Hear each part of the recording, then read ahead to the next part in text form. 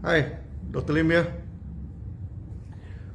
Today, we shall talk about the author of Shan Han Lun and some historical background when the book was written. Shan Han Lun was written between 200 and 210 CE, just before the collapse of the Han Dynasty. The Han Dynasty began in 202 BCE and ended in year 200 CE, and is the first major Chinese empire. Due to the great achievement of this dynasty, even today, sometimes Chinese still refer to themselves as Han or Han people. Japanese call the Chinese writing as kanji.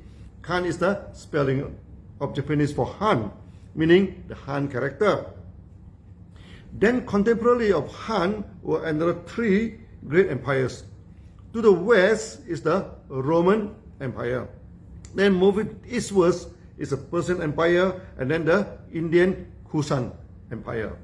From archaeological finding, they have found the Roman coins in ancient China, meaning that the trading has been extended as far as Roman and even Egypt to the Silk Road along the Hertao corridor, which is sandwiched between Tibet Plateau and Mongolia. In the early years of the Han Dynasty, war broke out between the Chinese and the Tatar. The Han Empire Liu Bang took the initiative to attack the Tatar and was defeated in great humiliation. The Chinese found that they lost the war due to the quality of the weapon. The Tatar only know how to produce steel, and the Chinese still use a normal iron, which has no match to steel in battle. Then Tatar was basically using cavalry and having very good horses. Chinese were mainly foot soldier and some inferior horses. So when the Tatar broke the supply chain and encircled the Chinese, the war was over. The Chinese emperor sued for peace, and the Tatar demand a few demands. First, Han must open up the borders to facilitate trades. Secondly, had to pay some compensation and yearly contribution. Last and the most humiliating of all was Han had to marry the princess to the Khan, or the prince of Tatar. The defeat in the war was too much for the Han. Then they found that actually the Tatar learned the art of making steel from Kushan, India. And Kushan produces even better horses than the Tatar. The horses from Kushan also trade westward and eventually become the famous Arabic horses. When traded to China, it became the famous Tawan horse. Because of the similarity between the Arabic horse in China, they also call it Arabic horse, which it is actually of the Kushan Empire of ancient India. And together with the horse, alfalfa and many herbs, and also the art to apply minerals in medicine, even the art of surgery were taught to the Chinese. This led to some kind of technical revolution in China, where the art of making steel was perfected and produced the famous Han sword, the grandfather of samurai sword. Because in the later Tang Dynasty, China defeated Japan in Baijiangkou, which is in Korea. Tang came to the rescue of Korea when he was attacked by the Japanese. Japanese using the iron sword, which had no match to the Tang sword made of steel. Later, Japan learned the steel making technology from the Tang Dynasty, borrowed the technique of the Tang sword to produce the famous samurai sword.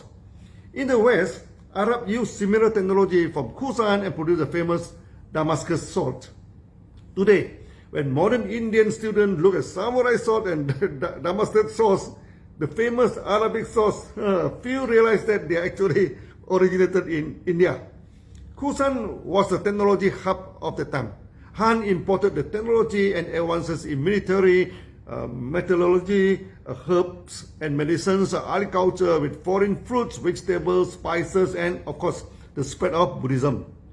After learning the technology from Kushan and adopting the cavalry technique and even the military technique, the Tatar in warfare, Han defeated Tatar after 70 years, driven many of them westward towards Europe and Turkey.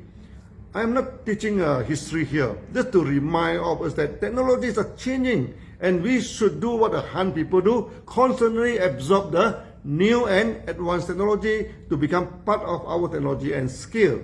Learning the knowledge from others, even from our enemy, to enrich ourselves.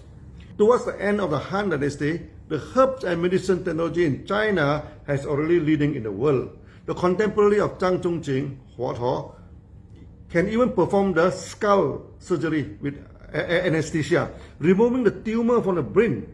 Some scholars think that Huo may be Persian or Indian that migrated to China and brought the art of surgery to China, because his name sounds foreign and not a typical Chinese name. When reaching the era of Zhang Zhongqing, Han has approached its end and China entered into civil war, and many warring states were formed. Constant conflict led to spreads of contagious diseases. When famine struck in some more, the consequences were deadly. In the preface of Shan Han Lun, that within 10 years' time, the family of Zhang Zhongqing, well over 200 people, about 70%, perished in the pandemic and various diseases. This led him to take up the art of medicines to fight against the pandemic and harmful diseases. He learned the art from his teacher, Zhang Pochu, read many books that associate with medical science, and finally established his famous six-section theory, Liu Jingpenchen, which is the father of our hexagenous reflexology in genotherapy. Zhang Zhongqing focuses mainly on herbs and touches slightly on surgery and acupuncture. He was the first great doctor that systematically classified the diseases and herbs or herbal formula by six-section theory, which we shall discuss shortly. He also applied the six-section theory on pulse observation. Later, I expand the six-section theory into hexagenous section theory and apply it to acupuncture and reflexology, complementing those areas left out by Zhang Zhongqing. Maybe due to the influence from Kusan, many methods of treatment in Zhang Zhongqing are similar to ancient Ayurveda. When I am teaching the herbology, Dr. Sawara, our senior instructor and a qualified Ayurvedic doctor, commented that it reminds him of many practices in Ayurveda that have been ignored or diminished nowadays. So, Shan Han Lun may be of great help when we wish to revise back the ancient art of Ayurveda. Over the centuries, many doctors were successful using the herbal formula of Shan Han Lun to treat chronic disease, fever, and contagious disease and injuries. This is even important for today, as many bacteria become drug resistant and modern medicine is poor to treat the viruses diseases like AIDS, flus, and pandemic like COVID-19. But the herbal formula of Zhang Zhongqing are still effective to treat all these health problems. Flu is considered untreatable in modern medicine, but the first chapter of Shan Han Lun, we are dealing with flus. I have been traveling widely for the past 30 years.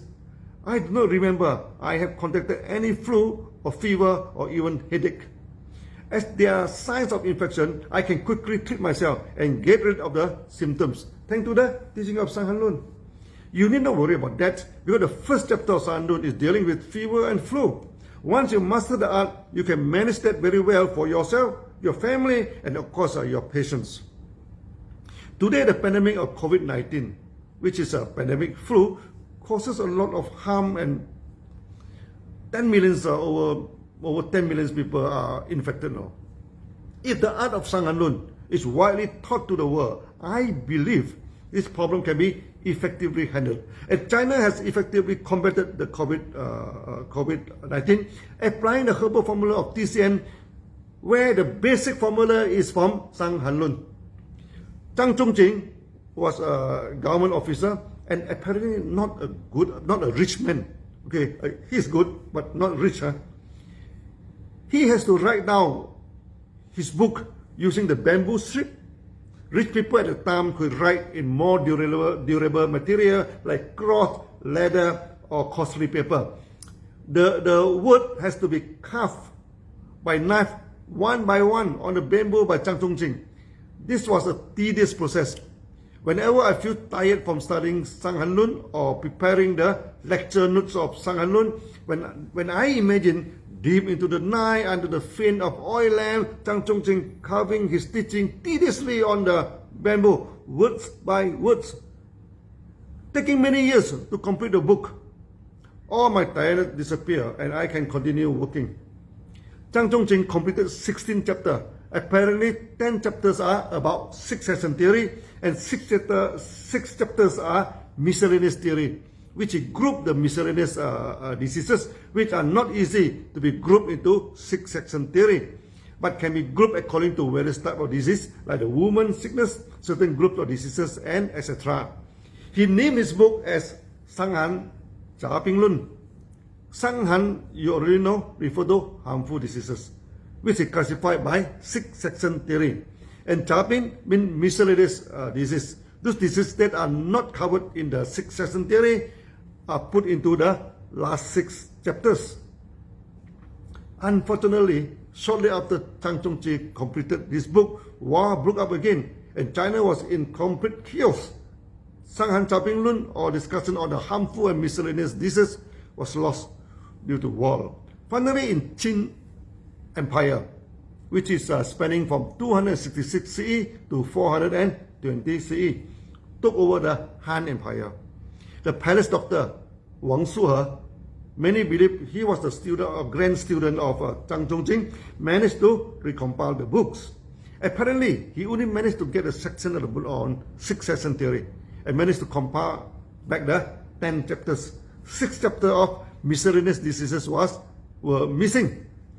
As the compiled book was mainly on the succession theory and not on miscellaneous disease, Wang Suhe renamed the book he compiled as Shan Han Lun, doing away with the miscellaneous disease. The reason was very obvious, but many later scholars apparently not aware of this and criticized Wang Suhe, modified the name of the book and making people confused that Shan Han Lun is only for cold-inflicted disease, not able to treat topical and warm diseases, and not good to treat miscellaneous disease like the chronic diseases.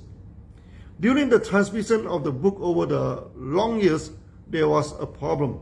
The book is not widely applied by the herbalists due to its limited circulation until the Song Empire, which is spanning 960 CE to 1279 CE. Before that, printing was not widely available and the book was copied by hand. This may lead to some mistake in the copying. Only till 1065 CE, the government of Song dynasty instructed Cao Baowei, Sun Qi, Li Yi, and etc. to foolproof and typeset it for printing. Song dynasty was advanced in technology. Paper making and printing were already well established, and thousands of the books were printed and distributed by the government. The government of Song dynasty was one of the well-organized dynasty and progressed well in trading and technical innovation. They established a medical ministry and compiled a few important medical books and a few hundred herbal formula, which was still widely used until today. At first, the printing was in big character and used up more paper. In order to cut down the cost, the government even reduced the font size and printed in a smaller and cheaper copy. Due to the promotion from the government, Shan Han Lun was widely studied by many herbal students and doctors and became one of the pillars in the study of TCM. But there were two problems. First, the Song dynasty was 1,000 years from the Han dynasty. The usage of language has changed. The treatment of diseases were in two broad categories. One in treating diseases due to pandemic, which was characterized by the high fever, which is known as warm diseases, and the treatment of disease due to overexposure to cold, known as cold diseases. By right, this was a good development of the herbology. Unfortunately, many scholars started to say that Shan Han Lun is only good for cold-infected diseases, as Han can mean cold. This led to a school of herbalists insisted that Shan Han Lun was not suitable for contagious disease and warm diseases. In Song, diseases are also divided according to systemic disease and miscellaneous disease. For example, diseases that can be classified by the succession theory are systemic. Many chronic disease and woman disease and etc. that are not easy to be classified by the succession disease are known as miscellaneous diseases. Then a group of scholars insist that Shan Han Lun is only good for systemic disease and not good for miscellaneous disease. Not only that, they put the blame on Wang Suhe, said he changed the name of the book and made people think this is only good for systemic disease and not the miscellaneous disease. Also, only Shan Han is used, then make people think that this book is only for co-infected diseases. They have misunderstood Wang Suhe. He was right to change the name of the book, and he must have realized the 6 sections of the miscellaneous diseases are not included. Without Wang Suhe, we are not even able to read the book by now. So many scholars are still praising Wang highly. Fortunately, the missing section of the miscellaneous disease did found during the Song dynasty too. The section was compiled into another book called Jingguiyale, the important summary in Golden Chamber. Song scholars take out the miscellaneous diseases treatment section and recompile the book. In ancient China, important documents were stored in the metallic chamber, which they call it the gold chamber. As the art of Shan Han is so important, the title indicates we must safely keep it and study it thoroughly. Most Shan Han scholars are taking Jingguiyale as part of Shan Han and study these 2 books together. Shan Han Lun used only 90 types of herbs and formulated about 113 formulas. This is one of the reasons why we choose Shan Han Lun as a main teaching text. The usage of herbs is not too wide. The formula is simple and effective, and most important, the theory used in Shan Han Lun is also rudimental and easy to understand.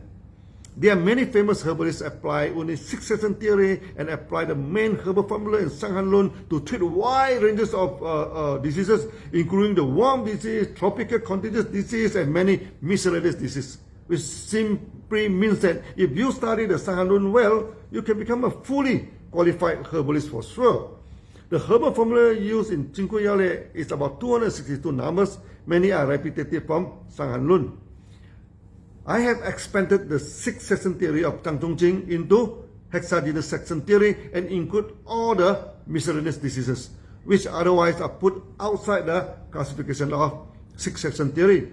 I have recompiled the classification of the herbal formula from both the books and put all of them together in one single book, which we shall study after the end of Shan Han Lun. The greatest contribution of Shan Han Lun are in 2 areas. First is a systematic classify the disease into 6 sections, and hence the treatment of similar sections, the methods are similar. That greatly facilitate the formulation of herbal formula and usage of herbs. This is the first book of diagnosis and apply the principle of reflexology, treating the body according to the affected section and not so much as treating the diseases. Second contribution of the book is on the diagnosis technique, the taking of pulse, observation of mental and physical state, and etc. Okay, laid the solid foundation for the future diagnostic method and system.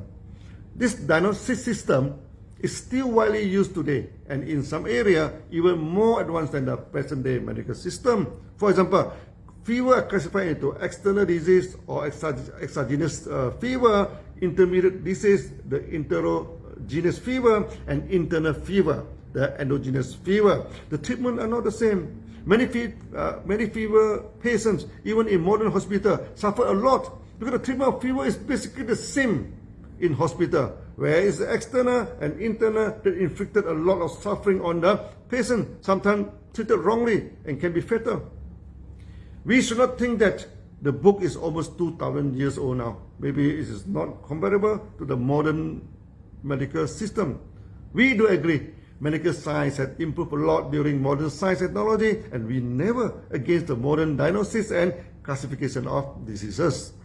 But over the years, we do see how some therapists or doctors mistreated the patients due to ignorance of the hexagenous section theory, inflicted untold agony on the patients. Hence, the promotion of Shan Han Lun and his great son, the genotherapy, is absolutely necessary. In advanced genotherapy, we do replace many Chinese herbs with modern vegetables. As Chinese herbs are not widely circulated and restricted by medical law in many parts of the world, but no one can stop the eating of day-to-day veggie. That is the first enhancement I make to Shan Han Lun. I also expanded the 6 section theory, which normally is not inclusive of miscellaneous diseases, into a wider hexagenous section theory, which can include all types of diseases. That is the second enhancement I made to Shan Han Lun. Least but not less, Shan Han Lun did not touch much on acupuncture and reflexology. I apply the hexagenous section theory to acupuncture, cupping, reflexology, and etc. This greatly simplifies the study of acupuncture, and we can train an acupuncturist in the shortest time possible. This we shall cover in the teaching of hexagenous section theory. Please go back to my previous video on hexagenous reflexology, which we are going to use again and again in the study of Shan Han Lun and herbology. That's all for today, folks. See you again. Bye-bye.